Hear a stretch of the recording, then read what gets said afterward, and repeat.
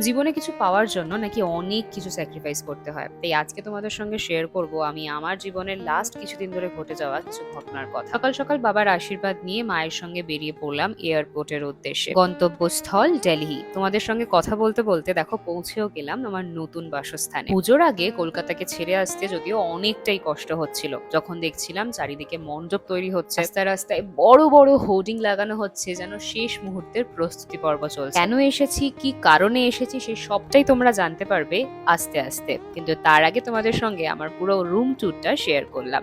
হ্যাঁ, কাজের সূত্রেই এসেছি এখানে। কতদিন আছি, কি করছি, সবটাই তোমাদের সঙ্গে শেয়ার করতে থাকবো। তার আগে ওয়েটটা চেক করে দেখলাম অনেকটাই ওজন বেড়ে গেছে। ওর আগে কিভাবে ওজন ঝরাচ্ছি সেটাও তোমাদের সঙ্গে মিনি ব্লগের থ্রুতেই শেয়ার করতে থাকবো। সকালবেলা ঘুম থেকে উঠে নিজের জন্য একটু মিউসলি করে ভাবলাম ফ্রাইড রাইস আর চিলি চিকেন বানিয়ে নিই। এটাই রাত্রেবেলা খেয়ে নেবো, তারপরে শুট যেটার জন্য এখানে আসা সেটা কমপ্লিট করে ঘুমোতে যাবো। টাটা।